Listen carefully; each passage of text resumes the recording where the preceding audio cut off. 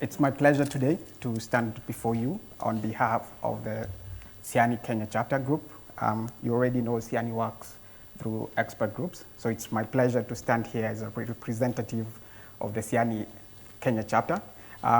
We have Renato, Julie, Mr. Kiara, and Mr. Dibo, who are part of our group.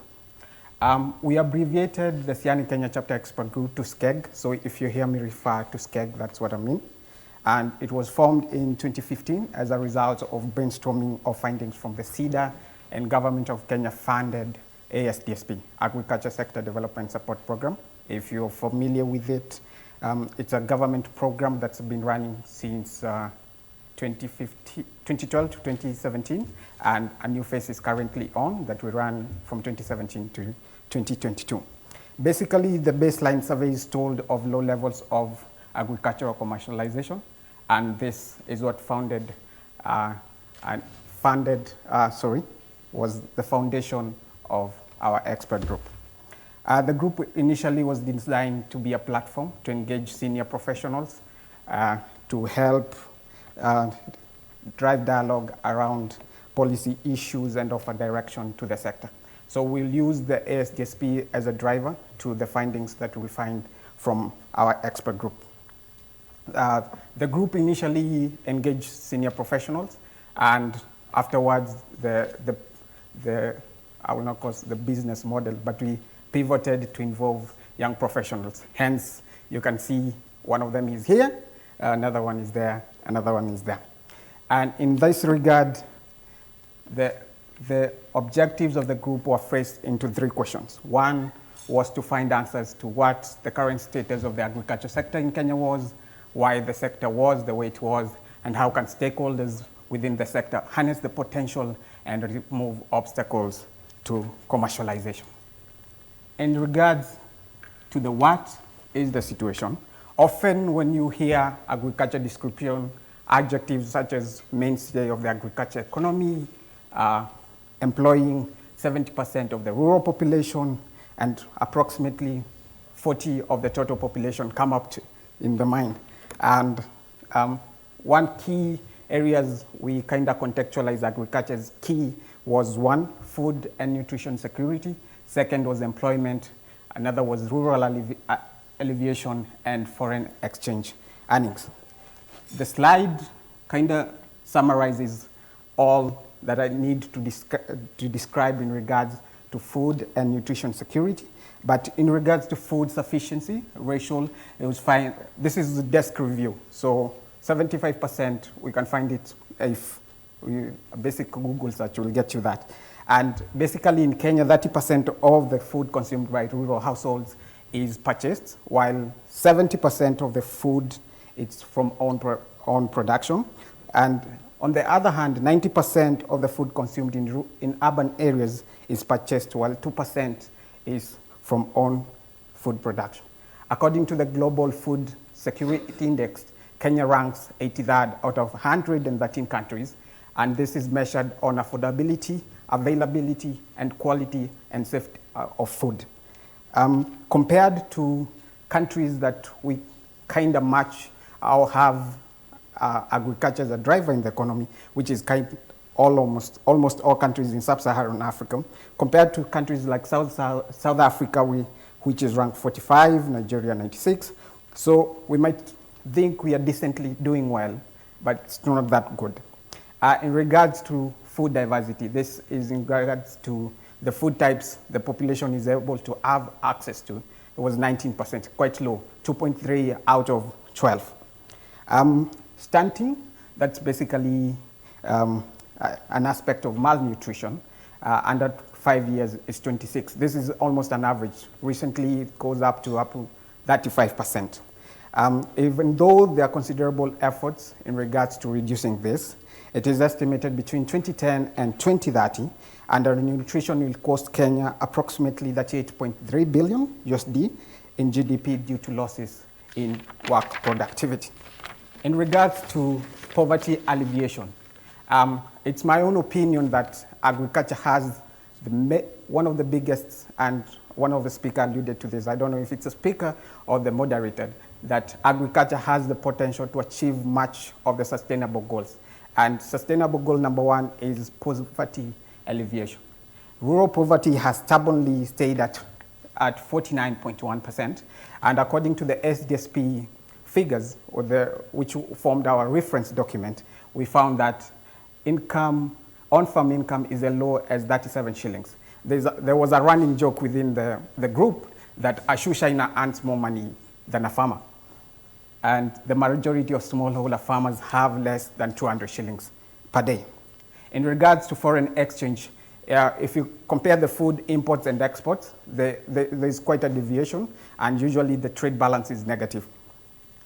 In regards to the why the situation is the way it is, one of the more pressing issues we found was policy and institutional failure. We kind of have an habit of drafting very good policies. Issue is majorly on implementation. But one of the things we found, it's not supporting this transformation. And I explain why we found this was not supporting this transformation. One of the issues we found to achieve this commercialization that our group was aiming to achieve is that there's serious agricultural land fragmentation and conversion, that is reduction of land sizes to unproductive and economical issues. The previous speaker alluded to collaboration and building synergies across sectors as a driver to achieving impactful solutions. So one of the things we also thought was a challenge was lack of structural intersector and intrasector cooperation and coordination. Another issue was inadequate resource allocation, that on average 3 to 4% of the national GDP is allocated to agriculture, and since the function is devolved 3 to 12% by county governments. Kenya is a signatory to the Maputo Declaration that requires countries to allocate 10% of their GDP to agriculture. According to an agro report, early adopters such as Malawi, who are 15.8% to agriculture, have seen productivity on existing farmlands rise by 5.9% to 6.7%. This boost in turn has helped spur a 4.3% average annual increase in overall GDP. Another thing is agriculture sector has the highest credit standards for loans. That's according to the Central Bank of Kenya. Some factors that were considered in regards to this was the expectations regarding general economic activity, competition from other banks, and bank costs of funds, etc., etc. Only a mere 4.3% of the total credit from formal banks, goes to agriculture. Another thing we found as a pressing issue and explained why the situation is the way it is was inappropriate investments, that there is priority to political decisions over economic efficiencies. And that we see with county governments how the investments in what they term as agricultural investments. Another issue was population pressure. Kenya has one of the world's highest rates of population growth. That's according to the USAID. The population has tripled in the past 35 years. In 1956, Sweden and Kenya had the same population, 7 million. Today, Sweden has a population of 10 million. Kenya has a population of 46 million. By 2030, Kenya population is projected to rise by 15 million people, a roughly 30% increase. By 2030, that means 65 million, and by 2050, that's 90 million. So Kenya average population growth rate is 2.5. Compared to this, average farmlands are 1.8 hectares, 15% of which are used for commercial production. So according to a new Institute for Security Studies report, annual agricultural production will need to increase by an estimated 75% from 2015 levels in order to meet consumption in 2013. Another issue is knowledge, that is research and development. The agriculture sector has one of the majority actors who are not qualified. You can raise your hands, which will probably be all of you. You refer to yourself as a farmer. You have 2 chickens, you're a farmer. You have 1 stalk of maize, you're a farmer. Yes. Another issue was limited data and information to support evidence-based planning. Another issue that so it's not here. Another issue we found was climate change effects, that drought incidences, flooding being frequently reported will impact on crop productivity. In regards to the how do we harness the sector's potential, as I take you through this slide, I want you to think of this. Have we been moving forward? Do we need change from business as usual strategies? And in this regard, the group adopted the value chain analysis to achieve commercialization. So according to the group, commercialization was defined to mean increasing farm yields, efficiency on farm activities, and household income through a targeted and specialized focus on specific value chains. Here I mean, by value chains, I mean agricultural commodities. To this end, the group categorized agricultural commodities into three. Commodities that they were on their way for commercialization, such as dairy milk, commodities with big potential for commercialization, cassava, outliers considered such as local vegetables. So to increase farm productivity, that is yield, and farm adopted a value chain analysis, which I mentioned earlier. Yeah. So the group, together with this, the group also identified strategic policy issues that, coupled with value chain analysis, will drive this envisaged transformation in the agriculture sector. These included mechanization, which one of our young professionals supported in coming up with the argument, cooperative development, profitability of value chains, and the importance of data and information to support agricultural transformation. So in addition to this, the market was centered as a pool to incentivize increasing productivity with a strong focus on the producer segment. So you see a table here that income is equals to poverty. So basically the group focused on a one-dimensional version of describing what poverty is, and that's considering income. And basically, even though there are variations over the years, basically what we adopted was 200 shillings per day per household member. So to increase household, the focused one-dimensional, as I mentioned, these stages, and the idea was to see how can we drive the small-scale farmers towards either being commercialized out of poverty, emerging commercialized, already commercialized, and out of poverty. Yes. So the formula down there, if you can follow through, there is the numerator, which is productivity, which is total yield, a basic price. You multiply that by net income per production. Was it? No, sorry. Yes, by a cost of production times area under production times 365. It's generally the number of the days in a year, but here this will vary given the years, the period in which you're either growing, or in the case of dairy, the lactation period or something like that. And that will be divided by the household size. So those were our variables. In regards to that also, the challenges of poverty and environmental conservation are interlinked. This regards to demand for resources, climate change, and extreme weather. So the group recognized that as society struggles to meet growing needs for energy, food, water, and other resources, solutions are often found at nature's expense. Climate change variability further increases the challenge for farmers to drive their productivity. In turn, resources are depleted, habitats are degraded, and invaluable species are lost. So the moderator introduced me and said, I have an issue with people stereotyping youth. So you're going to allow me to read through something I came up with, and it will answer my bullet points here. So generally, there is a genuine lack of ideas among individuals given the responsibility to tackle youth issues and the youth themselves on how to openly and actively engage youth in agriculture and a greater extent rural development. Further, social inclusion and gender in many development programs and initiatives has been reduced to or redefined to strengthening women involvement with side note mentions of youth.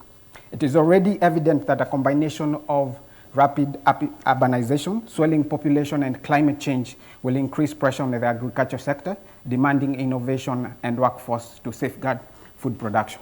Considering the average age of farmers is around 60, while most of the population in Kenya is under 25, ensuring that agriculture offers attractive employment to youth will be vital for food security in Kenya and in many developing countries in the continent. Policymakers tend to assume that labor demand in agriculture will get satisfied simply because there's a large number of young people in a country, but young people also go to cities in search for other career options. It should be understood that the youth group is not a homogeneous group and interests and aspirations differ. Hence, intervention should be targeted to interested youth. In the case of agriculture, agripreneurs, it's not an entire group of young people. Literature exists highlighting issues not limited to access to production assets and access to information that are relevant to youth involvement in agriculture. There is an assumption that given youth assumed innovativeness and the information-led generation involvement can only be restricted to ICT. But young people don't walk around or wake up innovating or transforming things around them or every time. Yes, incorporating of technology in agricultural development is important and a possible window for youth engagement, but cannot be the start and the end point. Evidence shows that addressing agricultural productivity issues such as market access, finance, mechanization, and more youth involvement. Though efforts are done to encourage and increase youth engagement, little to no success has been reported. It is not enough to have youth agenda at the table, but they should also be given a seat at the table. Finally, in regards to the expert group that we had, there's one thing we found that it's important. There is need to support evidence-based decision-making and policy development. One of SIANI's mottos is to ensure that there's evidence-based reporting and impact. So we find that it is important to have enough data and information that can support this policy development and decision-making. In regards to need to encourage the sector actors and particularly development programs to factor in a mentorship support facility to young people. I'd like to appreciate and take this moment to appreciate the dinosaurs. Somebody made fun of that. The dinosaurs in this regard is you're not 35 years and under, you are a dinosaur. So I would like to appreciate the dinosaurs. As much as we drive for and encourage youth involvement, we also need the expertise to be transferred, the knowledge to be transferred. I think so far I kind of sound smart, and that's regard to the mentorship I've gone through. So in that regard, if you're a dinosaur, don't feel left out. There's a lot of young youth conversations that have been going so far, but we appreciate your knowledge and the expertise that you bring to the table. And finally, there's need to deepen understanding of commercialization and sharing this to stakeholders. Currently, there's a wave in the government sector that programs are based on a value chain analysis and all speak of commercialization. So there's need to understand what this commercialization is and how do we achieve this. And in regards to our group, we are very proud to have come up with a template that's being used by the ASTSP, a program that's being funded to a worth of 1.7 billion, and in line to SIANI's motto, doing more with less. We are very proud of ourselves. Finally, I would like to conclude with a story. I made a point to make sure I say this. When I was when I was in school, when I was in primary school, my director told me a story. Once lived a lizard on top of a tree, and the lizard had never come down the tree. So one day, the lizard did it. And when it got to the ground, it looked around, and nobody was there to congratulate or mention how much they had achieved. In that regard, SIANI Kenya chapter expert group, you should stand up, clap for yourself. We have driven this conversation. Thank you.